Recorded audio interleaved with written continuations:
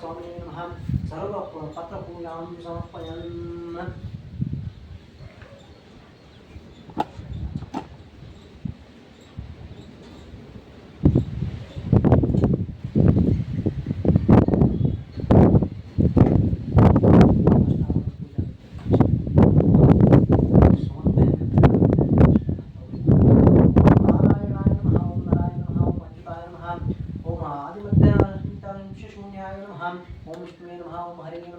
ओम श्रुति श्री संहारकाय नमः ओम दामोदराय नमः ओम श्री महालक्ष्मी समेत श्री स्वामी नमः प्रथम आवरण पूजां समर्पयामि ओम ऋग्वेदाय नमः ओम यजुर्वेदाय नमः ओम सामवेदाय नमः ओम अथर्ववेदाय नमः ओम पंचमण्डलाय नमः ओम श्रीमण्डलाय नमः ओम सोममण्डलाय नमः ओम श्री महालक्ष्मी समेत स्वामी नमः द्वितीय आवरण पूजां समर्पयामि ओम केशवाय नमः ओम नारायणाय नमः ओम माधवाय नमः ओम गोविंदाय नमः ओम विष्णुवे नमः ओम वसुदेवाय नमः ओम श्रीधराय नमः ओम वामनाय नमः ओम श्रीधराय नमः ओम श्रीदेशाय नमः पद्मनाभाय नमः ओम दामोदराय नमः ओम कृष्णाय नमः ओम वासुदेवाय नमः ओम प्रद्युम्नाय नमः ओम अनिरुद्धाय नमः ओम पुरुषोत्तमाय नमः ओम माधवाय नमः ओम नारायणाय नमः ओम अच्युताय नमः ओम जनार्दनाय नमः ओम रूपेन्द्राय नमः ओम हरे नमः ओम कृष्णाय नमः ओम श्री महालक्ष्मी समेत श्री स्वामी नमः तृतीय आवरण पूजां समर्पयामि ओम आदित्याय नमः ओम चंद्रमसे नमः ओम अंगारकाय नमः ओम बुधाय नमः ओम बृहस्पति नमः ओम शुक्राय नमः ओम शनेश्वराय नमः ओम राहवे नमः ओम केतवे नमः ओम श्री महालक्ष्मी समेत श्री स्वामी नमः जगत्तावरण पूजां समर्पयामि ओम इंद्राय नमः ओम अग्ने नमः ओम यमाय नमः ओम ज्योतिये नमः ओम वरुणाय नमः ओम वायवे नमः ओम कुबेराय नमः ओम ईशानाय नमः ओम श्री महालक्ष्मी समेत श्री स्वामी नमः पंचमावरण पूजां समर्पयामि ओम मेषाय नमः ओम वृषभाय नमः ओम मिथुनाय नमः ओम कटकाय नमः ओम सिंहाय नमः ओम कन्याय नमः ओम तुलाय नमः ओम वृश्चिकाय नमः ओम धनुषे नमः ओम मकराय नमः ओम कुम्भाय नमः ओम मीनाय नमः ओम श्री महालक्ष्मी समेत श्री स्वामी नमः षष्ठावरण पूजां समर्पयामि ओम ब्राह्मणे नमः ओम वायुवे नमः ओम कौमार्ये नमः ओम विष्णुवे नमः ओम वराहाय नमः ओम इंद्राय नमः ओम चामुण्डाय नमः ओम सप्तमातृभ्यो नमः ओम महादेव्ये नमः ओम महाकाल्ये नमः ओम महालक्ष्मी नमः ओम महासरस्वत्यै नमः ओम महालक्ष्मी नमः सप्तमावरण पूजां समर्पयामि ओम मत्स्याय नमः ओम कूर्माय नमः ओम वराहाय नमः ओम नारसिंहाय नमः ओम वामनाय नमः ओम परशुरामाय नमः ओम रामाय नमः ओम कृष्णाय नमः ओम बौद्धाय नमः ओम कल्किने नमः ओम श्री महालक्ष्मी समेत श्री स्वामी नमः अष्टम आवरण पूजां समर्पयामि अष्टोदशावरण पूजां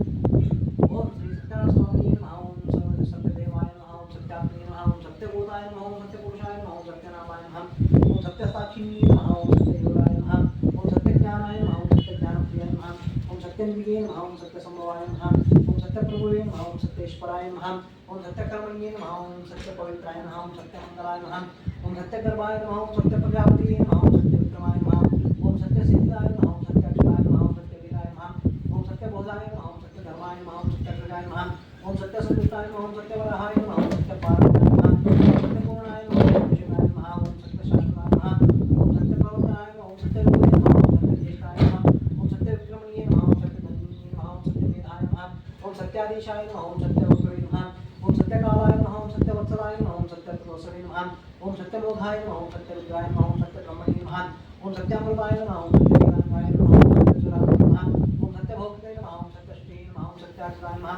ओम सत्येन्द्राय नमः ओम सत्यसंगराय नमः ओम सत्यसुराय नमः ओम सत्यनियमाय नमः ओम सत्यमेधाय नमः ओम सत्यवेद्याय नमः ओम सत्यविभूषाय नमः ओम सत्यमाय नमः ओम सत्यमोहाय नमः ओम सत्यसुरंधराय नमः ओम सत्यस्थानाय नमः ओम सत्यसुपते नमः ओम सत्यसुखाय नमः ओम सत्यमंगलाय नमः ओम सत्यलोकपालकाय नमः ओम सत्यसुताय नमः ओम सत्यविषदाय नमः ओम सत्यदिक्पालकाय नमः ओम सत्यधनुर्धराय नमः ओम सत्यामुजाय नमः ओम सत्यवाक्याय नमः ओम सत्यब्रवे नमः ओम सत्यनारायणाय नमः ओम सत्यन्याय नमः ओम सत्यसाक्षिण्ये नमः ओम सत्यसम्मुखाय नमः ओम सत्यसम्प्रदाय नमः ओम सत्यवह्न्ये नमः ओम सत्यवायुवे नमः ओम सत्यशिखराय नमः ओम सत्यानन्दाय नमः ओम सत्यधीरजाय नमः ओम सत्यश्रीपादाय नमः ओम सत्यपुष्याय नमः ओम सत्योदराय नमः ओम सत्यहृदयाय नमः ओम सत्यकमलाय नमः ओम सत्यनारायणाय नमः ओम सत्यहस्ताय नमः ओम सत्यभवे नमः ओम सत्यमुखाय नमः ओम सत्यदंष्ट्राय नमः ओम सत्यनाशिकाय नमः ओम सत्यशूद्राय नमः ओम सत्यशिरसे नमः ओम सत्यशिरसे नमः ओम सत्यमुकुटाय नमः ओम सत्याभरणाय नमः ओम सत्यश्रीवल्लभाय नमः ओम सत्यरूपाय नमः ओम सत्यपुष्कराय नमः ओम सत्यरूढाय नमः ओम सत्यभामरमाताय नमः ओम सत्यभ्यरुक्मिणे नमः ओम सत्यप्राणाय नमः ओम सत्यनारायण देवताभ्यो नमः श्री लक्ष्मी सत्यसुप्रणदेवताभ्यो नमः अष्टोत्तरनामावली पूजां समर्पयामि अथ महालक्ष्मी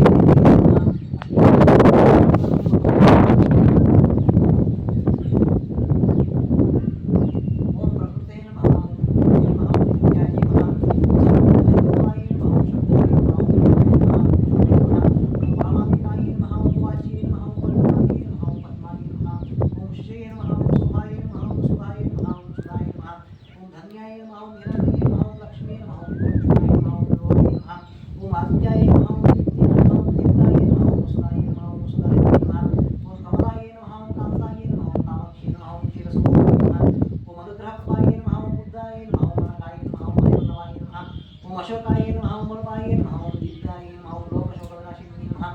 धर्मनिलयाय नमः ओम कारुण्याय नमः ओम लोकमात्रे नमः ओम पद्मप्रियाय नमः ओम पद्महस्ताय नमः ओम पद्माक्षिये नमः ओम पद्मसौन्दर्ये नमः ओम पद्मोद्भवाय नमः ओम पद्ममुखाय नमः ओम पद्मनाभप्रियाय नमः ओम रमाय नमः ओम पद्ममालधराय नमः ओम देव्यै नमः ओम पद्मिन्यै नमः ओम पद्मगन्धिन्यै नमः ओम पुण्यनन्दाय नमः ओम सुप्रसन्नाय नमः ओम प्रसादमुखे नमः ओम प्रभागे नमः ओम चन्द्रवदनाय नमः ओम चन्द्राय नमः ओम चन्द्रसूर्यदेहाय नमः ओम चतुर्भुजाय नमः ओम चतुर्भुजाय नमः ओम निन्द्राय नमः ओम निन्द्राय नमः ओम महाराजने नमः ओम कृष्णाय नमः ओम शिवाय नमः ओम शिवकार्ये नमः ओम सत्याय नमः ओम बलाय नमः ओम विष्णुये नमः ओम कृष्णाय नमः ओम दारिद्र्यनाशिन्ये नमः ओम वीरनाशिन्ये नमः ओम शुभकालमर्ये नमः ओम श्रेयाय नमः ओम भास्कराय नमः ओम विष्णुवर्याय नमः ओम राहाय नमः ओम यशस्विन्ये नमः ओम सुराय नमः ओम धनाकाय नमः ओम हरिण्ये नमः ओम हेममालिन्ये नमः ओम जलनामिकाय नमः ओम सिद्धये नमः ओम शुभप्रदाय नमः ओम वरलक्ष्मी नमः ओम सुप्रदाय नमः ओम शुभाय नमः ओम हिरण्यपराकाय नमः ओम जयाय नमः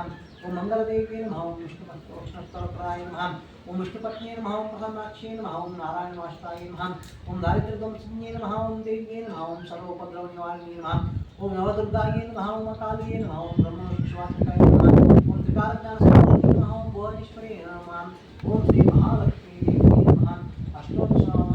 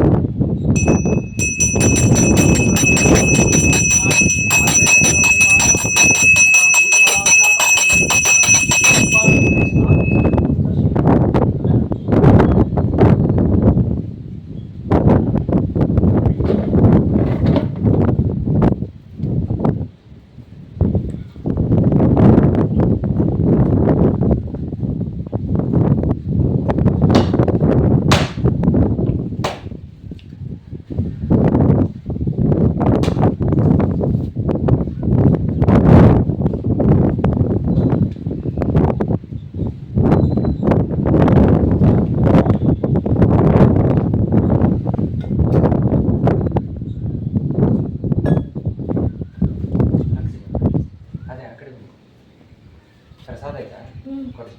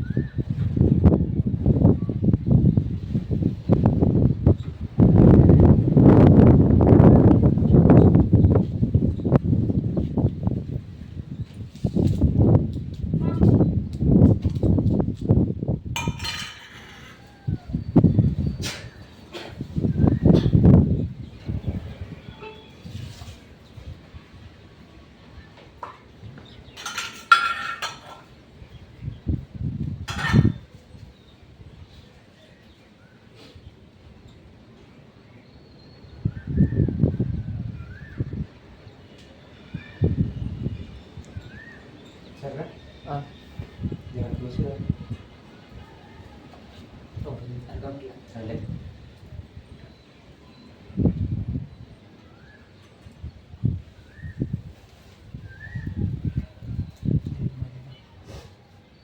ओम भूर्भुवस्सुं तत्सवितुर्वरेण्यं भर्गो देवस्य धीमहि धियो यो न प्रचोदयात् सत्यं सत्येन प्रसन्यायं श्री महालक्ष्मी सहित सत्यनारायणदेवताभ्यो नमः नैवेद्यं समर्पयामि नैवेद्यार्थे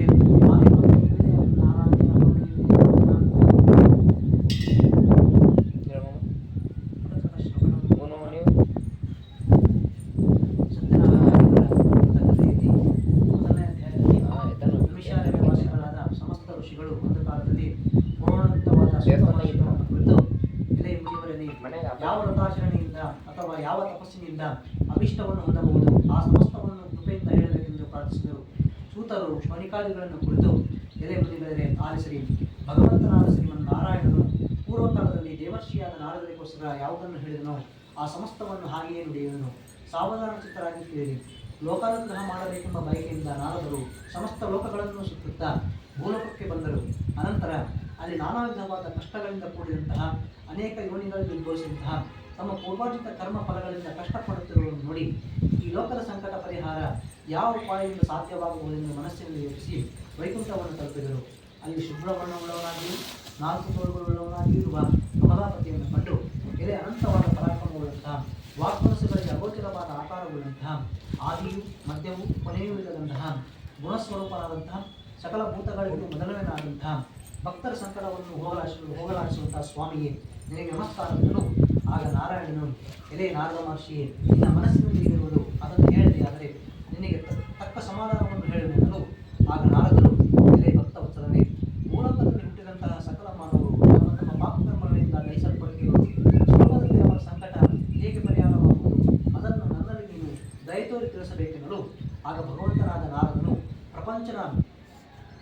ಪ್ರಪಂಚಾನುಗ್ರಹ ಆಕಾಂಕ್ಷೆಯುಳ್ಳ ನಾರದರೆ ನೀವು ಚೆನ್ನಾಗಿ ಕೇಳಿದಿರಿ. ಯಾವ ಕರ್ಮ ಮಾಡಿದರೆ ಮನುಷ್ಯನು ಅಜ್ಞಾನದಿಂದ ಬಿಡಲ್ಪಟ್ಟು ವಿಮುಕ್ತನಾಗುವನೋ ಆ ರಹಸ್ಯವನ್ನು ಹೇಳಲು ಕೇಳಿರಿ. ಸ್ವರ್ಗ ಮರ್ತ್ಯಲೋಕಗಳಲ್ಲಿ ದುರ್ಲಭವಾದ ಅತಿ ಪುಣ್ಯಕರವಾದ ಒಂದು ಲೋಕ ಉಂಟು.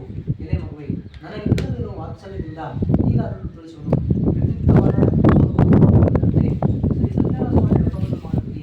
ಇಹಲೋಕದಲ್ಲಿ ಸಮಸ್ತ ಸುಖವನ್ನು ಅನುಭವಿಸಿ ಪರಲೋಕದಲ್ಲಿ ಮುಕ್ತಿಯನ್ನು ಹೊಂದರು ಎಂಬುದನ್ನು ನುಡಿದ ಭಗವದ್ವಾಕ್ಯವನ್ನು ಆಲಿಸಿದ ನಾರದ ಮಹರ್ಷಿಯು ಎಲೆ ಬೆಳೆದೊಡನೆ ಈ ಸತ್ಯನಾರಾಯಣ ಸ್ವಾಮಿ ವ್ರತವನ್ನು ಮಾಡುವ ಫಲವೇನು ಮತ್ತು ಇದರ ವಿಧಾನವು ಹೇಗೆ, ಯಾರಿಂದ ಪೂರ್ವದಲ್ಲಿ ಈ ವ್ರತವು ಆಚರಿಸಲ್ಪಟ್ಟಿತು, ಈ ವ್ರತಾಚರಣೆಗೆ ಕಾಲ ಯಾವುದು, ಇವೆಲ್ಲವನ್ನು ವಿಸ್ತಾರವಾಗಿ ಹೇಳಬೇಕೆಂದು ಕೇಳಿದ ನಾರದರಿಗೆ ಭಗವಂತನು ಹೇಳೋನು.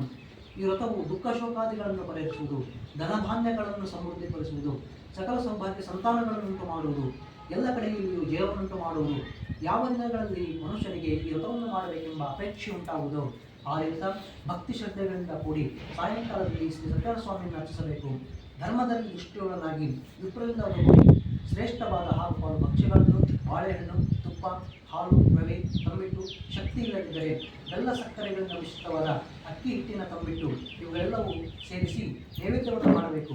ಆ ಬಳಿಕ ಫಲದಕ್ಷಿಣೆಗಳನ್ನು ಬ್ರಾಹ್ಮಣರಿಗೆ ಅರ್ಪಿಸಿ ಕಥೆಯನ್ನು ಕೇಳಬೇಕು. ಅನಂತರ ಬಂಧುಗಳಿಗೂ ಇಷ್ಟಮಿತ್ರರಿಗೂ ಭೋಜನವನ್ನು ಮಾಡಿಸಿ ತಾನೂ ಭೋಜನವನ್ನು ಮಾಡಬೇಕು.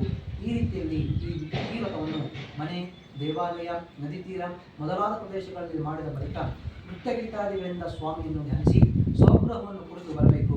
ಈ ಪ್ರಕಾರ 4 ವರ್ಷಗಳು ಈ ವ್ರತವನ್ನು ಆಚರಿಸಿ ಆದಿಯಲ್ಲಾಗಲಿ ಮಧ್ಯದಲ್ಲಾಗಲಿ ಕೊನೆಯಲ್ಲಾಗಲಿ ವಿದ್ಯಾಪನೆಯನ್ನು ಮಾಡಿದರೆ ಪೂರ್ಣ ಫಲ ಪ್ರಾಪ್ತಿಯಾಗುವುದು. ಈ ಮೇಲೆ ಮಾಡಲು ಖಂಡಿತವಾಗಿಯೂ ಮನುಷ್ಯರಿಗೆ ಅಭೀಷ್ಟ ಸಿದ್ಧಿ ಉಂಟಾಗುವುದು. ಈ ಕಲಿಯುಗದಲ್ಲಿ ಇದಕ್ಕಿಂತಲೂ ಸುಖಕರವಾದ ಸುಲಭವಾದ ವಿಧಾನವೆಂದು ಶ್ರೀಮನ್ ನಾರಾಯಣನು ನಾರದರಿಗೆ ಹೇಳಿದಂತೆ ಶೌನಿಕಾದಿ ಮುನಿಗಳಿಗೆ ಸೂತ ಮಹರ್ಷಿಗಳು ಹೇಳಿದ ಶ್ರೀ ಸತ್ಯನಾರಾಯಣ ಸ್ವಾಮಿ ವ್ರತಕಥೆಯ ಮೊದಲನೇ ಅಧ್ಯಾಯವು ಸಂಪೂರ್ಣವಾಗುವುದು.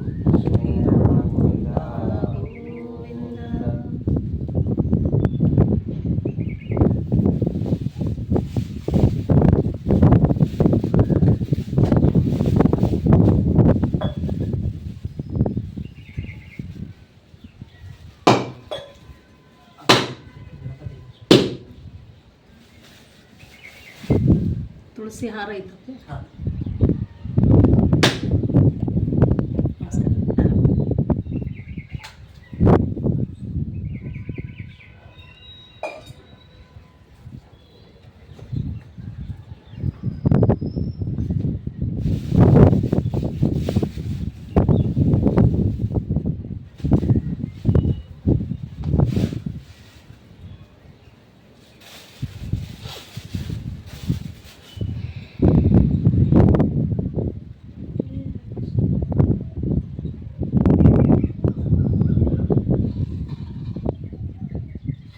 ಆರಾಮಿದ್ದಾರೆ.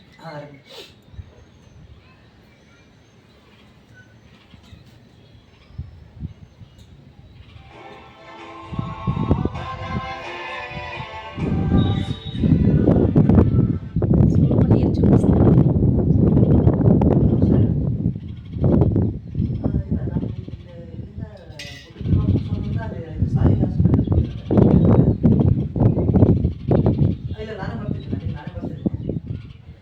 ಹಾಸ್ಪಿಟಲಲ್ಲಿ ಬಾಬಾ ಅಭಿಷೇಕ ಮುಗಿಸ್ಕೊಂಡು ಮೂರ್ತಿಗೆ 9 ಗಂಟೆಗೆ ನಾವು ಅಲ್ಲಿ ಬರ್ತೀವಿ. ನೀವು ಗಂಗೆ ಪೂಜೆ ಮಾಡ್ಕೊಂಡು ನೀವು ಅಲ್ಲಿ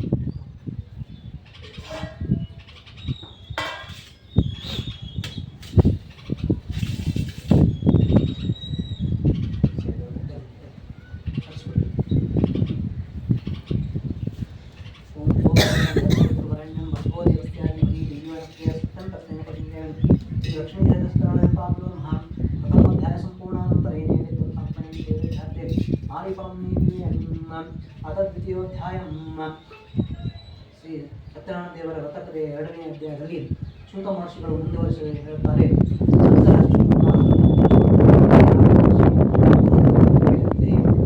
ಯಾರಿಂದ ಆಚರಿಸಲ್ಪಟ್ಟಿದ್ದು ಆ ವಿಷಯವನ್ನು ಕುರಿತು ಪುರಾತನವಾದ ಒಂದು ಇತಿಹಾಸವನ್ನು ಕೇಳೋಣ.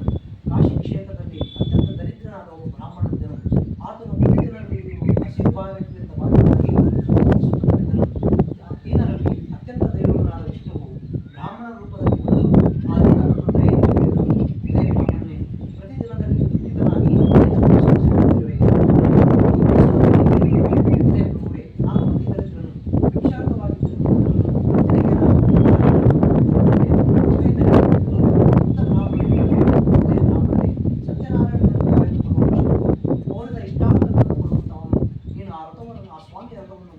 ಸತ್ಯನಾರಾಯಣನನ್ನು ಪೂಜಿಸು.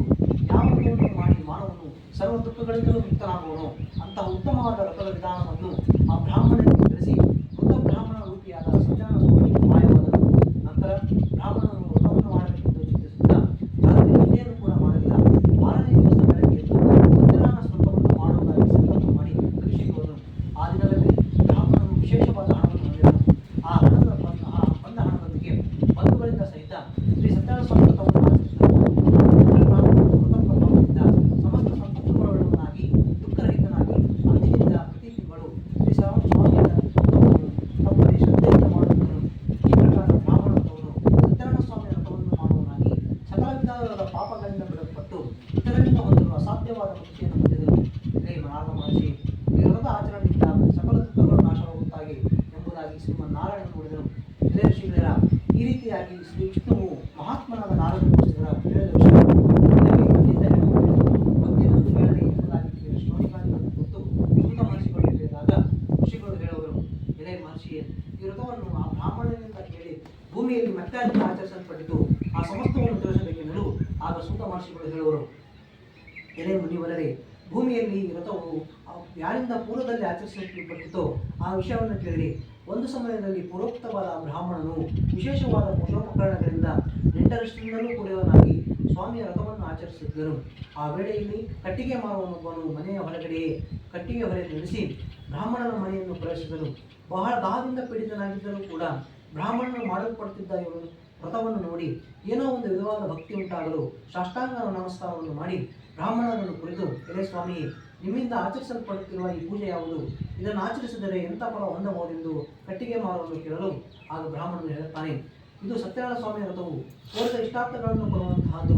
ನನಗೆ ಈ ವ್ರತಾನುಗ್ರಹವಿದ್ದರೆ ಧನಧಾನ್ಯಾದಿಯಾಗಿ ಸಂಪತ್ತುಗಳು ಉಂಟಾಯಿತೆಂದು ಹೇಳಲು ಕಟ್ಟಿಗೆ ಮಾರುವನು ಅತ್ಯಂತ ಸಂತೋಷದಿಂದ ಆ ಸ್ವಾಮಿಯ ಪ್ರಸಾದವನ್ನು ಸ್ವೀಕರಿಸಿ ಜಲಪಾನವನ್ನು ಮಾಡಿ ಆ ದಿವಸ ಕಟ್ಟಿಗೆ ಮಾರಿದ ಹಣದಲ್ಲಿ ಶ್ರೀ ಸತ್ಯನಾರಾಯಣ ಸ್ವಾಮಿಯನ್ನು ಧರಿಸುತ್ತಾ ತಲೆಯ ಮೇಲೆ ಕಟ್ಟಿಗೆ ಹೊರೆದುಕೊಂಡು ಪಟ್ಟಣದಲ್ಲಿ ಬುದ್ಧಿವಂತರಾದ ಧನಿಗಳು ಅಲ್ಲಿಗೆ ಹೋದನು. ಆ ದಿವಸ ಹಿಂದಿನಿಂದಲೂ ನಿಗುಣವಾದ ಲಾಭವನ್ನು ಪಡೆದು ಆ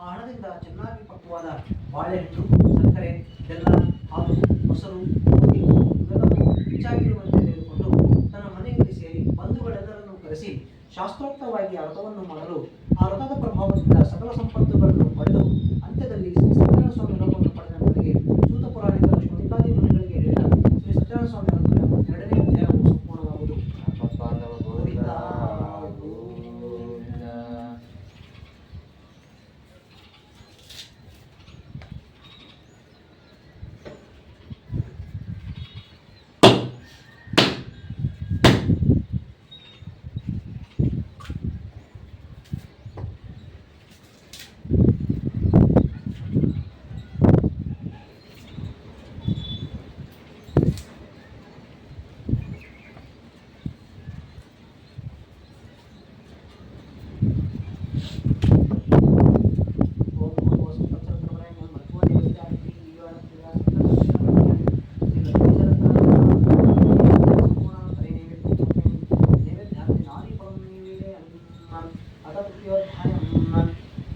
ಸತ್ಯನಾರಾಯಣ ಸ್ವಾಮಿ ವ್ರತದ ಮೂರನೇ ಅಧ್ಯಾಯದಲ್ಲಿ ಪುನಃ ಸೂತ ಮಹರ್ಷಿಗಳು ಹೇಳುತ್ತಾರೆ, ಎಲೆ ಮುನಿಶ್ರೇಷ್ಠರೇ,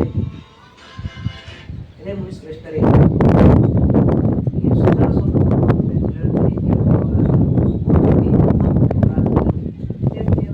ಸತ್ಯವಾದಿಯಾಗಿ ಒಳ್ಳೆಯ ಬುದ್ಧಿಶಾಲಿಯಾಗಿ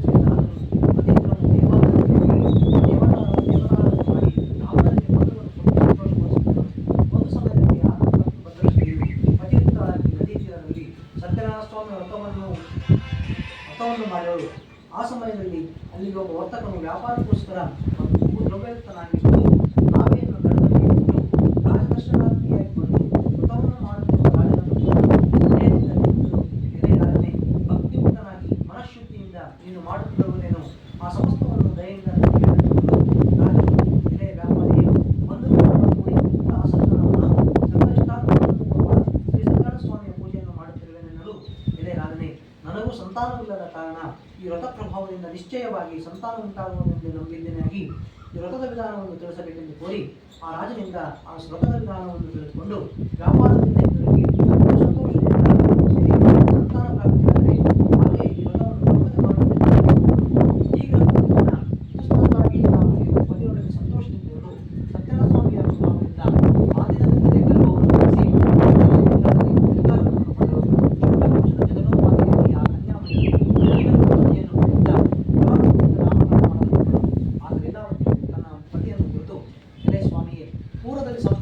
ಸಂಕಲ್ಪಿಸಿದ ಪ್ರಕಾರ ಇನ್ನೂ ವ್ರತವನ್ನು ಏತಕ್ಕಾಗಿ ಮಾಡಿಲ್ಲ ಎನ್ನಲಾಗಿ ಆಗ ವರ್ತಕನು ಮಗಳ ವಿವಾಹ ಕಾಲದಲ್ಲಿ ಸತ್ಯನಾರಾಯಣ ಸ್ವಾಮಿ ವ್ರತವನ್ನು ಮಾಡುವುದೆಂದು ಹೇಳಿ ಪತಿಯನ್ನು ಸಮಾಧಾನಪಡಿಸಿ ವ್ಯಾಪಾರಕ್ಕಾಗಿ ಹೊರಟು ಹೋದನು.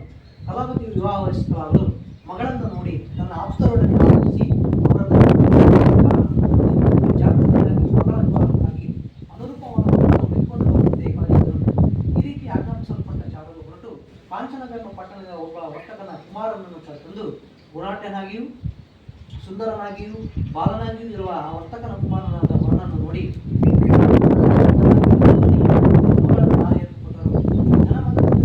ವ್ಯಾಪಾರಿ ಮಗಳ ವಿವಾಹ ಕಾಲದಲ್ಲಿ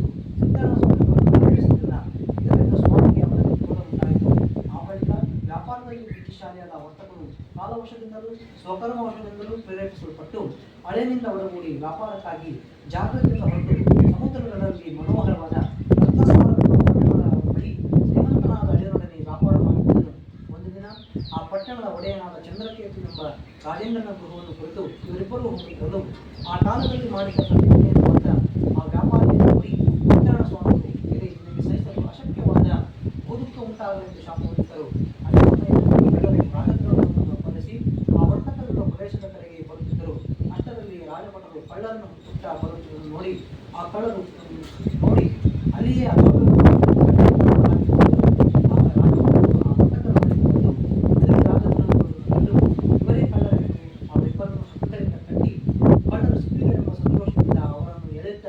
ರಾಜನ ಸಮೀಪಕ್ಕೆ ಕರೆದು ದ್ರವ್ಯ ಸಮೀಪನಾದ ಇಬ್ಬರು ಕಳ್ಳರನ್ನು ಬಂಧಿಸುತ್ತೇವೆ, ವಿಚಾರಿಸಿ ಶಿಕ್ಷೆಯನ್ನು ಮಾಡಿಸಬೇಕೆಂಬುದಾಗಿದ್ದು ಬಳಿಕ ವರ್ತಕರಿಬ್ಬರು ವಿಚಾರಣೆಯಲ್ಲಿ ರಾಜಾಜ್ಞೆಯಿಂದ ಹಗ್ಗಗಳನ್ನು ಕಟ್ಟಲ್ಪಟ್ಟು ಕಾರಾಗೃಹದಲ್ಲಿ ಸಾಗಿದರು. ಶ್ರೀ ಸತ್ಯನಾರಾಯಣ ಸ್ವಾಮಿಯ ಮಹಿಮೆಯಿಂದ ಇವರು ಮಾತನಾಡುವ ಮಾತುಗಳು ಯಾರಿಗೂ ಕೇಳುತ್ತಿರಲಿಲ್ಲ. ಚಂದ್ರಕೇತು ಎಂಬ ರಾಜನಿಂದ ಇವರಿದ್ದ ಸಂಪತ್ತು ಗ್ರಹಿಸಲ್ಪಟ್ಟಿತು. ಇದಲ್ಲದೆ ಸ್ವಾಮಿಯ ಶಾಪದಲ್ಲಿ ಅವರ ಮನೆಗಳಲ್ಲಿ ಹೆಂಗಸರಿಗೆ ಬಹು ವ್ಯಸನ ಉಂಟಾಯಿತು. ಮನೆಗಳಲ್ಲಿ ದ್ರವ್ಯವು ಕಳ್ಳವರಿಂದ ಅಪಹರಿಸಲ್ಪಟ್ಟಿತು. ಆದಿ ಗಾಳಿಗಳಿಂದಲೂ ಹಸಿವು ಬಾಯಾರಿಕೆಗಳಿಂದಲೂ ಅನ್ನಾಕಾಂಕ್ಷ ಒಂದು ದಿನ ಕಲಾವತಿಯು ಹಸಿವಿನ ಬಾಧೆಯಿಂದ ಒಂದು ಬ್ರಾಹ್ಮಣನ ಮನೆಗೆ ಹೋಗಲು ಅಲ್ಲಿ ಸತ್ಯನಾರಾಯಣ ಸ್ವಾಮಿಯನ್ನು ವ್ರತವನ್ನು ಮಾಡುತ್ತಿದ್ದ ಅವರನ್ನು ಕಂಡು ಪೂಜೆಯಾಗುವವರೆಗೂ ಅಲ್ಲಿಯೇ ಇದ್ದು ಸ್ವಾಮಿ ಧರಿಸಿಕೊಂಡು ಪ್ರಸಾದವನ್ನು ಸ್ವೀಕರಿಸಿ ರಾತ್ರಿಯನ್ನು ಕಳೆದು ತನ್ನ ಮನೆಗೆ ಸೇರಿದರು. ತಾಯಿ ಕಲಾವತಿಯನ್ನು ಕಂಡು ಅತಿ ಕೈಯಿಂದ ಮಗಳೇ, ನೀನು ರಾತ್ರಿಯಲ್ಲಿದ್ದೆ, ನಿನ್ನ ಮನಸ್ಸಿನಲ್ಲಿರುವುದನ್ನು ಏನೆಂದು ಕೇಳಲು, ಅಮ್ಮ, ಒಬ್ಬ ಬ್ರಾಹ್ಮಣನು ತನ್ನ ಮನೆಯಲ್ಲಿ ಇಷ್ಟಾರ್ಥವನ್ನುಂಟು ಮಾಡುವ ಸತ್ಯನಾರಾಯಣ ಸ್ವಾಮಿ ವ್ರತವನ್ನು ಮಾಡುತ್ತಿದ್ದನು. ನಾನು ಅದನ್ನು ಹೇಳಿದಾಗ ಮಾತನ್ನು ಕೇಳಿ ಆ ವ್ರತವನ್ನು ತಾನು ಮಾಡಲು ಯತ್ನಿಸಿ ಬಹು ಸಂತೋಷದೊಡನೆ ಬಂಧುಗಳಿಂದ ಕೂಡಿ ಸತ್ಯನಾರಾಯಣ ಸ್ವಾಮಿ ವ್ರತವನ್ನು ಮಾಡಿ, ಇದೇ ಸ್ವಾಮಿ, ನನ್ನ ಪತಿಗಳ ಅಪರಾಧವನ್ನು ಕ್ಷಮಿಸು, ಅವರು ಮತ್ತು ಅಳಿಯನು ಜಾಗೃತಿಯಾಗಿ ಮತ್ತು ಕ್ಷೇಮವಾಗಿ ಹಿಂದಿರುಗಿ ಸಂತೋಷಗೊಂಡ ಸತ್ಯನಾರಾಯಣ ಸ್ವಾಮಿ ಚಂದ್ರಕ್ಕೆ ಇದೇ ರಾತ್ರಿ ನಾಳೆ ಪ್ರಾತಃಕಾಲದಲ್ಲಿ ನೀನು ಬಂಧನದಲ್ಲಿರುವ ವರ್ತಕರು ನಿನ್ನಿಂದ ಬಯಸಲ್ಪಟ್ಟಿರುವ ಅವರ ದ್ರವ್ಯದೊಡನೆ ಬಿಡಲ್ಪಡಲಿ, ಇಲ್ಲದಿದ್ದರೆ ನಿನ್ನ ರಾಜ್ಯಧನ ಪುತ್ರ ಸಮೇತನಾದ ನಿನ್ನನ್ನು ನಾಶ ಮಾಡುತ್ತೇನೆ ಎಂದು ಹೇಳಿ ಮಾಯವಾದನು. ಮಾರನೇ ದಿನ ಆ ರಾಜನು ಸಿಂಹಾಸನನಾಗಿ ಸಭಾಜನರಿಗೆ ತನ್ನ ಕನಸಿನ ವೃತ್ತಾಂತವನ್ನು ತಿಳಿಸುತ್ತಾ ಬಂಧನದಲ್ಲಿರುವ ವರ್ತಕರನ್ನು ಬಿಡುಗಡೆ ಮಾಡಿ ಅವರನ್ನು ಕುರಿತು ವಿಶ್ವಾಸದಿಂದ ಹೀಗೆ ಹೇಳಿದನು. ಇದೇ ವರ್ತಕರೇ, ದೈವಯತ್ನದಿಂದ ನಿಮಗೆ ದುಃಖವು ಪ್ರಾಪ್ತಿಯಾಯಿತು, ಇನ್ನು ನೀವು ಭಯಪಡಬೇಕಾಗಿಲ್ಲ ಎಂದು ಹೇಳಿ ಅವರ ಸಂಕೋಲೆಗಳನ್ನು ತೆಗೆಸಿ ವಸ್ತ್ರಾಭರಣಗಳಿಂದ ಅವರನ್ನು ಅಲಂಕಾರಗೊಳಿಸಿ ಅವರನ್ನು ಸಂತೋಷಗೊಳಿಸಿ ಎರಡನೇ ಚಿತ್ರವನ್ನು ಕೊಟ್ಟು, ವರ್ತಕರೇ ಸಂತೋಷದಿಂದ ಹೋಗಿ ಬಂದಿದ್ದನು. ವರ್ತಕರು ರಾಜನಿಗೆ ನಮಸ್ಕಾರ ಮಾಡಿ ಸ್ವಸ್ಥಾನವನ್ನು ಕುರಿತು ತೆರೆದರೆಂಬುದಕ್ಕೆ ಶೂದ ಪುರಾಣಿಕರು ಶೌನಕಾದಿಗಳಿಗೆ ಹೇಳಿದ ಸತ್ಯನಾರಾಯಣ ಸ್ವಾಮಿ ವರ್ತಕತೆಯ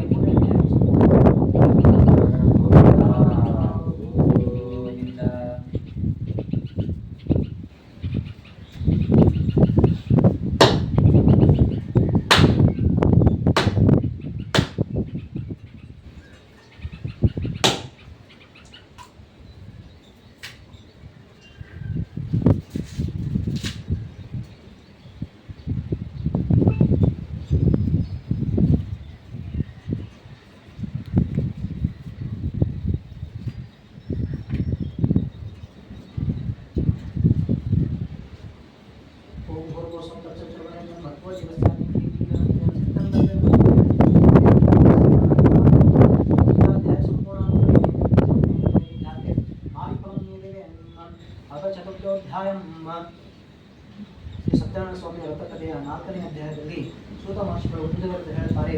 ಆ ವೈಶ್ಯನು ಅಳಿಯನೊಡನೆ ಮಂಗಳ ಸ್ನಾನವನ್ನು ಮಾಡಿ ನಿತ್ಯ ಕರ್ಮಗಳನ್ನು ಪೂರೈಸಿ ಬ್ರಾಹ್ಮಣರಿಗೆ ದ್ರವ್ಯವನ್ನು ದಾನ ಮಾಡಿ ಸ್ವಗ್ರಾಮವನ್ನು ಕುರಿತು ತಳೆದರು. ಸ್ವಲ್ಪ ದೂರ ಹೋಗುವುದರಲ್ಲಿ ಸತ್ಯನಾರಾಯಣ ಸ್ವಾಮಿಯು ಸನ್ಯಾಸಿ ವೇಷಧಾರಿಯಾಗಿ ಬಂದು, ಎಲೆ ವ್ಯಾಪಾರಿ, ನಿಮ್ಮ ಹಡಗಿನಲ್ಲಿರುವುದೇನೆಂದು ಕೇಳಿದರು. ಧನಬಲಾಂತರಾದ ಆ ವ್ಯಾಪಾರಿಗಳು ಅವರನ್ನು ಹೀಯಾಳಿಸುವುದರಿಂದಲೂ ಹಾಸ್ಯದಿಂದಲೂ, ಎಲೆ ಸನ್ಯಾಸಿಯೇ, ನೀನು ಏತಕ್ಕೆ ಕೇಳುತ್ತಿರುವೆ? ಹಣವಿರುವುದರಿಂದ ಭ್ರಾಂತಿಯಿಂದ ಅದನ್ನು ಅಪಹರಿಸಲು ಕೇಳುತ್ತಿರುವೆಯಾ? ನಮ್ಮ ಹಡಗಿನಲ್ಲಿ ಎಲೆ ಬಳ್ಳಿಗಳಿರುವುದು ಮತ್ತೇನೂ ಇಲ್ಲವೆನ್ನಲು ಈ ರೀತಿ ಬಂದ ಅಸತ್ಯ ವಾಕ್ಯವನ್ನು ಕೇಳಿ ಸ್ವಾಮಿಯು ನಿಮ್ಮ ಮಾತು ಯಥಾರ್ಥವಾಗಲಿ ಎಂದು ಹೇಳಿರುವ ಹೋಗಲು ವರ್ತಕರು ಸ್ವಲ್ಪ ದೂರ ಪ್ರಯಾಣ ಮಾಡಿ ಸಮುದ್ರ ದಡದಲ್ಲಿ ಸೇರಿದ ಮೇಲೆ ನಿತ್ಯ ಕರ್ಮಗಳನ್ನು ಮುಗಿಸಿಕೊಂಡು ಪುನಃ ಹಡಗನ್ನು ಹತ್ತಿದಾಗ ಅಲ್ಲಿರುವ ಎಲೆ ಬಳ್ಳಿಗಳನ್ನು ಕಂಡು ವರ್ತಕರು ದುಃಖದಿಂದ ಹಾಗೆಯೇ ಮೂರ್ಛೆ ಹೋದರು. ಪುನಃ ಎಚ್ಚೆತ್ತವನಾಗಿ ದ್ರವ್ಯಹೋರ ದುಃಖದಿಂದ ಪ್ರಲಾಪಿಸುತ್ತಿರುವ ಮಾವನನ್ನು ಕಂಡು ಅಳಿಯನು, ಎಲೆ ಮಾವನೇ, ಏತಕ್ಕೆ ವ್ಯಸನ ಪಡುತ್ತಿ? ಸನ್ಯಾಸಿಯಿಂದ ಶಾಪ ಕೊಡಲ್ಪಟ್ಟಿತು, ಆದ್ದರಿಂದಲೇ ನಮ್ಮ ಪದಾರ್ಥಗಳೆಲ್ಲವೂ ಎಲೆ ಬಳ್ಳಿಯಾಗಿ ಹೋಗಿದೆ. ನಾವು ಆತನಿಗೆ ಶರಣಾಗತರಾದಲ್ಲಿ ಮಾತ್ರ ನಮ್ಮ ಕಷ್ಟ ಪರಿಹಾರವಾಗುವುದೆಂದರು. ಅಳಿಯನ ಮಾತನ್ನು ಕೇಳಿ ಪುನಃ ಸನ್ಯಾಸಿಯ ಸಮೀಪಕ್ಕೆ ಹೋಗಿ ಭಕ್ತಿಯಿಂದ ನಮಸ್ಕಾರ ಮಾಡಿ ದೀನನಾಗಿ, ಎಲೆ ಯತಿಶ್ರೇಷ್ಠನೇ, ನಿನ್ನೊಡನೆ ಯಾವ ಅಸತ್ಯವು ನನ್ನಿಂದ ಹೇಳಲ್ಪಟ್ಟಿತು ಅಂತ ಅಪರಾಧವನ್ನು ಕ್ಷಮಿಸು ಎಂಬುದಾಗಿ ನಮಸ್ಕರಿಸಲು, ಆಗ ಯತಿಯು ದುಃಖಿಸುತ್ತಿರುವ ವರ್ತಕರನ್ನು ನೋಡಿ ಪ್ರಸನ್ನನಾಗಿ ನಿಜ ರೂಪವನ್ನು ತೋರಿಸಿ, ಎಲೆ ದುಃಖಿ, ಈ ನನ್ನ ಮಾತನ್ನು ಕೇಳು, ದುಃಖಿಸಬೇಡ, ನನ್ನ ಆಜ್ಞೆಯಿಂದ ಬಾರಿ ಬಾರಿ ದುಃಖಗಳನ್ನು ಹೊಂದುತ್ತಿರುವೆ ಎಂಬುದಾಗಿ ಭಗವದ್ವಾಕ್ಯವನ್ನು ಕೇಳಿ ವರ್ತಕನು ಸ್ತೋತ್ರ ಮಾಡಲು ಪ್ರಾರಂಭಿಸಿದನು. ಎಲೆ ಸ್ವಾಮಿ, ಬ್ರಹ್ಮಾದಿ ಸಮಸ್ತ ದೇವತೆಗಳು ಕೂಡ ನಿನ್ನ ಆಶ್ಚರ್ಯಕರ ಗುಣಗಳನ್ನು ತಿಳಿಯದೆ ಮಾಯೆಯಿಂದ ಮೋಹಿತರಾಗಿರುವಲ್ಲಿ ಮೂಢರಾದ ನಾವು ನಿನ್ನ ನಿಜ ಸ್ವರೂಪವೇನೆಂದು ತಿಳಿಯಲು ಸಾಧ್ಯ? ವಿದ್ಯುಕ್ತವಾಗಿ ನಿನ್ನ ಪೂಜೆಯನ್ನು ಖಂಡಿತ ಮಾಡುವೆವು, ನಮ್ಮಲ್ಲಿ ಕರುಣಿಸು, ಪೂರ್ವದಲ್ಲಿ ನಮ್ಮಿಂದ ಮಾಡಲ್ಪಟ್ಟ ಅಪರಾಧವನ್ನು ಕ್ಷಮಿಸಿ ನಮ್ಮನ್ನು ರಕ್ಷಿಸು ಎಂದು ಭಕ್ತಿಯಿಂದ ಪ್ರಾರ್ಥಿಸಲು ಸ್ವಾಮಿ ಅನೇಕ ಪೂರ್ವದನ್ನು ಬಯಸಿ ಮಾಯವಾದನು. ನಂತರ ಸ್ವಾಮಿಯ ಇಷ್ಟಾರ್ಥವು ನೆರವೇರಬೇಕೆಂದು ಆತನ ಅನುಗ್ರಹದಿಂದ ಸಂತೋಷಯುತರಾಗಿ ಸಕಲ ಸಂಭ್ರಾಂತಗಳೊಡನೆ ನಮ್ಮ ದೇಶದ ಸಮೀಪಕ್ಕೆ ಬಂದು ಅಳಿಯನನ್ನು ಕುರಿತು ರತ್ನಪುರವೆಂಬ ನಮ್ಮ ದೇಶವು ಸಿಕ್ಕಿತು ಎಂದು ಹೇಳಿ ನಮ್ಮ ಆಗಮನದ ಸಮಾಚಾರವನ್ನು ಸೇವಕರ ಮೂಲಕ ಏರ್ಪಡಿಸಿದರು. ಆ ದೂತನು ಪಟ್ಟಣವನ್ನು ಪ್ರವೇಶಿಸಿ ವರ್ತಕರ ಮನೆಯನ್ನು ಸೇರಿ, ಅಮ್ಮ, ಅಳಿಯನೊಡನೆ ನಿಮ್ಮ ಪತಿಯು ದ್ರವ್ಯಗಳಿಂದಲೂ ಬಂಧುಗಳಿಂದಲೂ ಕೂಡಿ ಈ ಪಟ್ಟಣದ ಒಳಗೆ ಬರುತ್ತಿದ್ದಾರೆಂಬ ಶುಭವಾರ್ತೆಯನ್ನು ತಿಳಿಸಲು ಪತಿವ್ರತೆಯಾದ ವರ್ತಕನ ಸತಿಯು ಸಂತೋಷದಿಂದ ಪಟ್ಟಣ ಸ್ವಾಮಿಯನ್ನು ಕೂರಿಸಿ ಪತಿಗಳ ದರ್ಶನಾರ್ಥವಾಗಿ ಶೀಘ್ರವಾಗಿ ಹೊರಡೋಣ ಸಿದ್ಧನಾಗು ಎಂದು ಹೇಳಲು ತಾಯಿಯ ಮಾತನ್ನು ಕೇಳಿ ಕಲಾವತಿಯು ಮಾಡುತ್ತಿದ್ದ ರಥವನ್ನು ಮುಗಿಸಿ ಪ್ರಸಾದವನ್ನು ಸ್ವೀಕರಿಸದೆ ಪತಿಯ ದರ್ಶನಾರ್ಥವಾಗಿ ತಾಯಿಯೊಡನೆ ನಡೆದರು. ಇದರಿಂದ ವಿನಯಯುಕ್ತವಾದ ಅಳಿವಿನೊಂದಿಗೆ ಅವಳ ಪತಿಯನ್ನು ಜಲದಲ್ಲಿ ಮುಳುಗಿಸಿದಳು. ಬಳಿಕ ಕಲಾವತಿ ಪತಿಯನ್ನು ಕಾಣದೆ ದುಃಖದಿಂದ ಭೂಮಿಯಲ್ಲಿ ಬಿದ್ದಳು. ತಾಯಿಯು ವೃಂದಾವತಿಯ ಮಗಳ ಅವಸ್ಥೆಯನ್ನು ಕಂಡು ಪತಿಯೊಡನೆ ಅಡಗಿನಲ್ಲಿದ್ದ ಅಳಿಯನು ಕ್ಷಣದಲ್ಲಿ ಹೇಗೆ ಮಾಯವಾದನು, ಇವು ಈ ಸತ್ಯನಾರಾಯಣ ಸ್ವಾಮಿಯ ಮಹಾತ್ಮ್ಯದಲ್ಲಿ ಉಂಟಾಗಿದೆ. ಆತನ ಮಹಾತ್ಮ ತಿಳಿಯಲು ತಾನು ಯಾಕೆ ನನ್ನ ಮಗಳನ್ನು ಪತಿಯನ್ನು ಕಳೆದುಕೊಂಡು ದುಃಖಿತಳಾಗಿದ್ದ ಕಲಾವತಿಯು ತನ್ನ ಪತಿ ನಷ್ಟವಾಗುತ್ತಿದ್ದ ಪತಿಯ ಪಾದುಕೆಯನ್ನು ತೆಗೆದುಕೊಂಡು ಅದರೊಂದಿಗೆ ಸಹಗಮನವನ್ನು ಮಾಡಬೇಕೆಂದು ಅವಳ ಕಷ್ಟವನ್ನು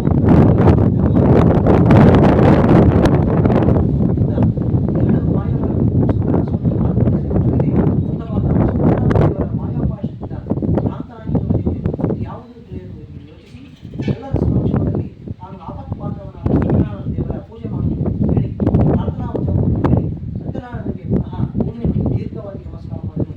ಆಗ ಎಲ್ಲ ಪಾಲಕರು ಸತ್ಯನಾರಾಯಣ ಸ್ವಾಮಿ ಸಂತೋಷಗೊಂಡು ತದನಂತರ ಭಕ್ತವತ್ಸವನಾದ ಸತ್ಯನಾರಾಯಣ ದೇವರ ಕೃಪೆಯಿಂದ ಆಕಾಶವಾಣಿಯನ್ನು ನೋಡಿದ್ದೇನೆಂದರೆ, ಎಲೆ ವ್ಯಾಪಾರಿಯೇ, ನಿನ್ನ ಮಗಳು ಪ್ರಸಾದವನ್ನು ಸ್ವೀಕರಿಸದೆ ತನ್ನ ಪತಿಯನ್ನು ಆಕೆ ಪತಿಯು ನಿಶ್ಚಯವಾಗಿ ಮಾಯವಾಗಿದ್ದಾನೆ.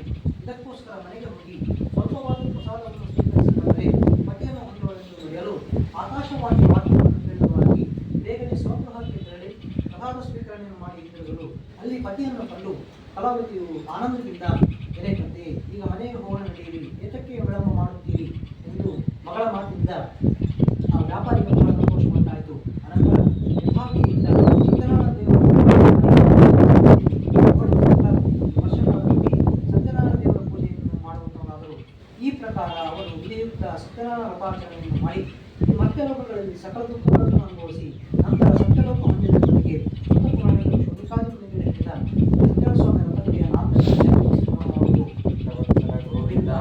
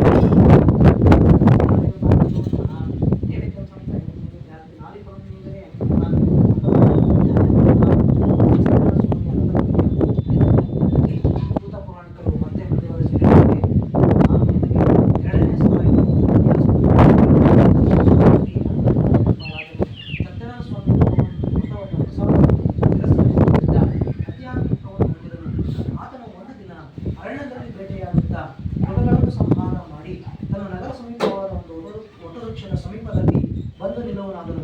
ಅಲ್ಲಿ ಗೋಪಾಲಕರು ತಮ್ಮ ಬಂಧುಗಳಿಂದ ಕೂಡಿ ಸಂತೋಷದವರಾಗಿ ಅಂತಃಕರಣವುಳ್ಳವರಾಗಿ ಸತ್ಯನಾರಾಯಣ ಸ್ವಾಮಿಯ ಪೂಜೆಯನ್ನು ಮಾಡುತ್ತಿದ್ದರು. ಇದನ್ನು ನೋಡಿದ ಆ ರಾಜನು ಅಹಂಕಾರದಿಂದ ಅಲ್ಲಿಗೆ ಹೋಗಲಿಲ್ಲ ಮತ್ತು ಆ ಸ್ವಾಮಿಯನ್ನು ಕುರಿತು ನಮಸ್ಕಾರವನ್ನು ಮಾಡಲಿಲ್ಲ.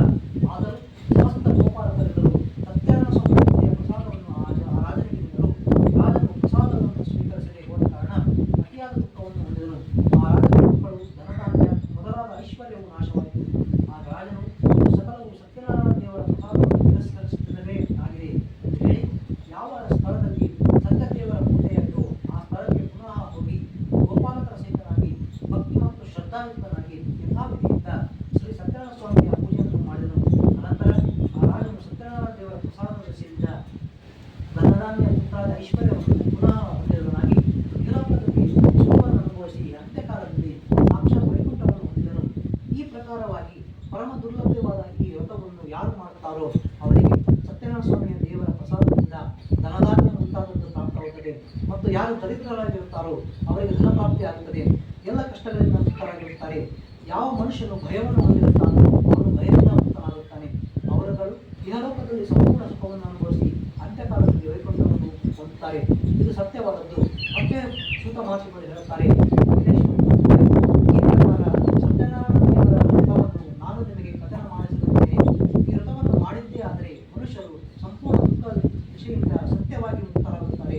ಕಲಿಯುಗದಲ್ಲಿ ಸತ್ಯನಾರಾಯಣ ದೇವರ ಪೂಜೆಯು ವಿಶೇಷವಾಗಿ ಗೋರಿದ ಫಲವನ್ನು ಕೊಡುವಂತಹದ್ದು.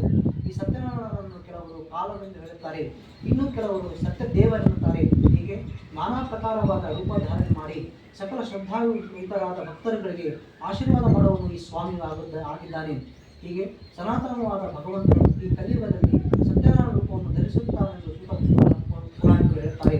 ಮನೆಗಳೇ, ಯಾರು ಈ ಸತ್ಯನಾರಾಯಣ ಸ್ವಾಮಿಯ ವ್ರತವನ್ನು ದಿನವೂ ಶ್ರವಣ ಮಾಡುತ್ತಾರೋ ಅಥವಾ ಪಠಣ ಮಾಡುತ್ತಾರೋ ಅವರಿಗೆ ಸಮಸ್ತವಾದ ದುಃಖವು ಸತ್ಯದೇವರ ಪ್ರಸಾದದಿಂದ ನಾಶ ಹೊಂದುವಂತಹದ್ದಾಗಿದೆ. ಅವರು ಸುಖದಿಂದ ಇರುತ್ತಾರೆ. ಇದರಲ್ಲಿ ಸಂಶಯವಿಲ್ಲವೆಂಬುದಾಗಿ ಸೂತ ಪುರಾಣಿಕರು ಶೌನಿಕಾದಿ ಮಂದಿರದಲ್ಲಿ ಹೇಳಿದ ಶ್ರೀ ಸತ್ಯನಾರಾಯಣ ಸ್ವಾಮಿಯ 5ನೇ ಅಧ್ಯಾಯವು ಸಂಪೂರ್ಣವಾಗುವುದು. ಸತ್ಯನಾರಾಯಣ ಸ್ವಾಮಿ ಗೋವಿಂದ ಗೋವಿಂದ.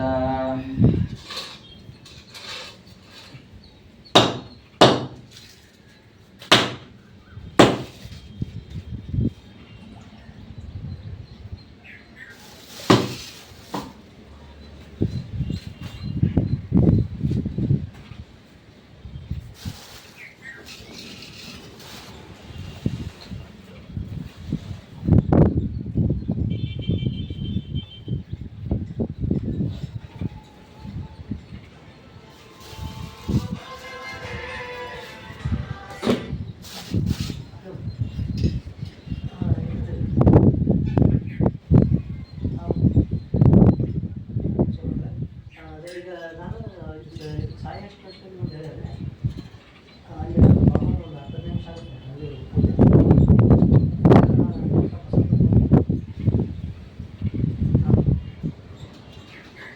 ಹೌದಾ? ತಕ್ಷಣ ಹಾಕೊಂಬಲ್ಲ ಇದು ಸಾಯಿ ಎಕ್ಸ್ಪ್ರೆಸ್.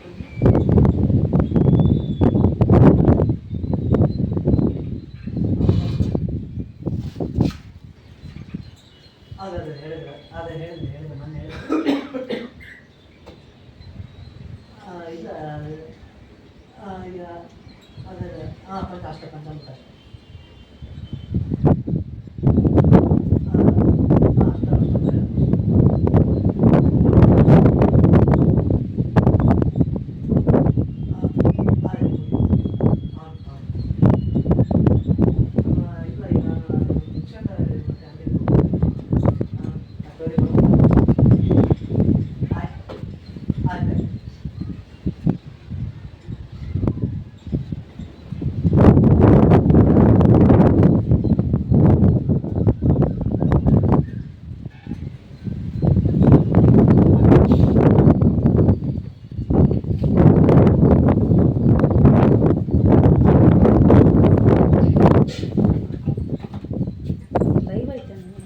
ರಾಜು ಇಲ್ಲ ವಿಡಿಯೋ ವಿಡಿಯೋ ಅಷ್ಟೇ.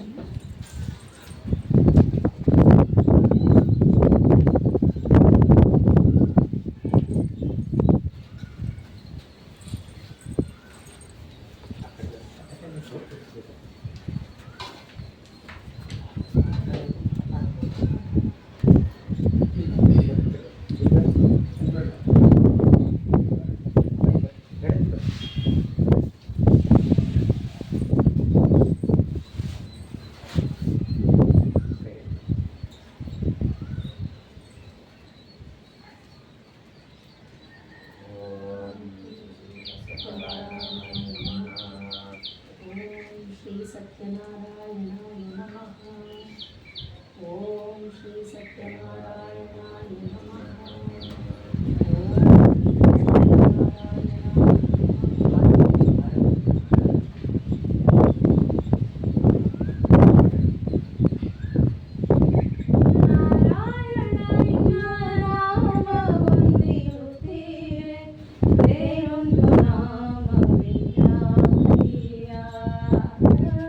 Pero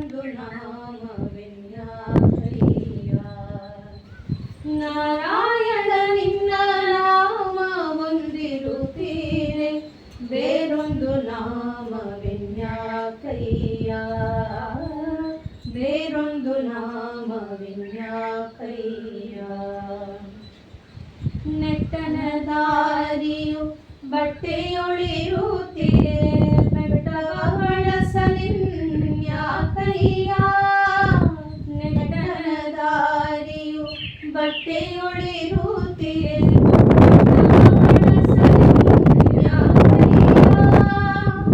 ಅಷ್ಟೈಶ್ವರ್ಯದ ಮೃಷ್ಟಾನ್ನವಿರುತ್ತಿರೆ ಅಷ್ಟೈಶ್ವರ್ಯದ ಮೃಷ್ಟಾನ್ನವಿರುತ್ತಿರೆ ತಿರುಪೆ ಕೂಳನು ತಿನ್ನಲಾಕಯ್ಯ ತಿರುಪೆ ಕೂಳನು ತಿನ್ನಲಾಕಯ್ಯ ನಾರಾಯಣ ನಿನ್ನ ನಾಮ ಬಂದಿರುತ್ತೀರೆ ಬೇರೊಂದು ನಾಮವಿನ್ಯಾಕಯ್ಯ ಬೇರೊಂದು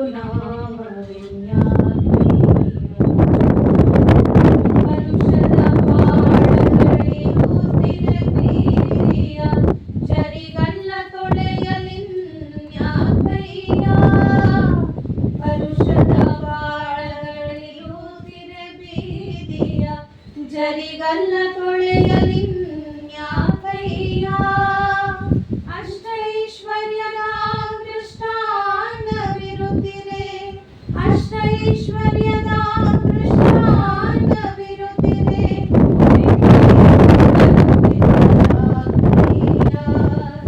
ಬಿಟ್ಟಿ ಕೂಡನು ತಿನ್ನಲಾಕಯ್ಯ ನಾರಾಯಣ ನಿನ್ನ ನಾಮ ಹೊಂದಿರುತ್ತೀರೆ ಬೇರೊಂದು ನಾಮವಿನ್ಯಾಕಯ್ಯ ಬೇರೊಂದು ನಾಮವಿನ್ಯಾಕಯ್ಯ ಬೆಲ್ಲವು ಕರದೊಳಗೆ ಇರುವುದಿರೆ ಕಾಡಿನ ಕಲ್ಲನು ಕಡಿಯಲಿನ್ಯಾಕಯ್ಯ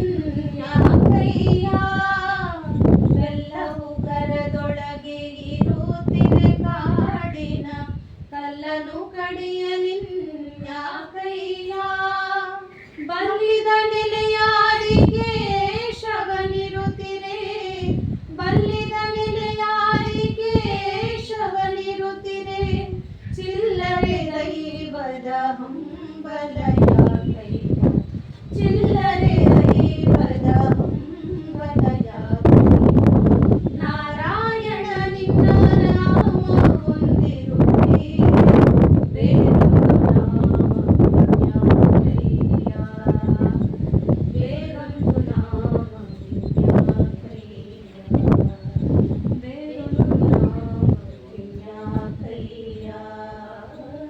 ಬೇರೊಂದು ನಾಮವಿನ್ಯಾಕಯ್ಯ ಬೇರೊಂದು ನಾಮವಿನ್ಯಾಕಯ್ಯ ಗೋವಿಂದ ಗೋವಿಂದ ಸತ್ಯನಾರಾಯಣ ಸ್ವಾಮಿ ಗೋವಿಂದ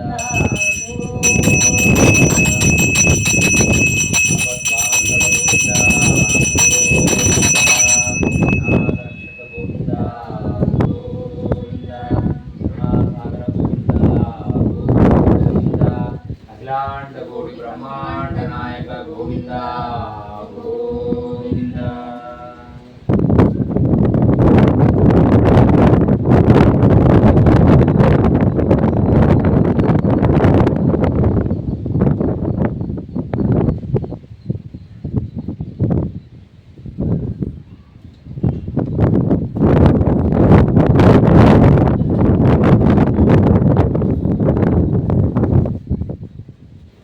नमस्तेस्तु महामाये श्रीपीठे सुरपूजिते शङ्खचक्रगदाहस्ते महालक्ष्मी नमोऽस्तुते नमस्ते गरुडारूढे कोलासुरभयङ्करी सर्वदुःखहरे देवी महालक्ष्मी नमोऽस्तुते सर्वज्ञे सर्ववरदे सर्वदुष्टभयङ्करी सर्वपापहरे देवी महालक्ष्मी नमोऽस्तुते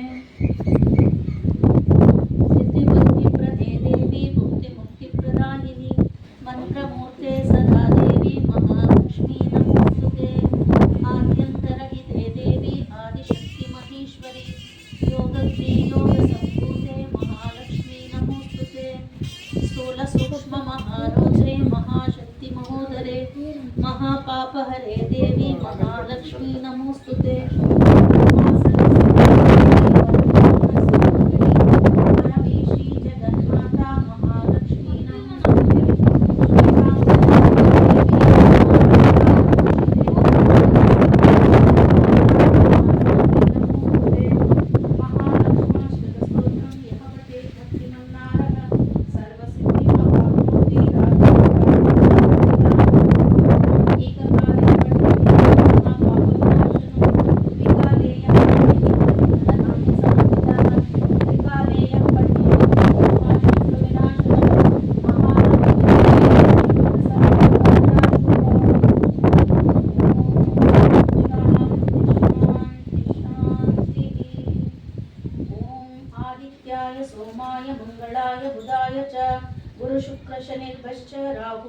सर्वेश्वरेश्वरे नमः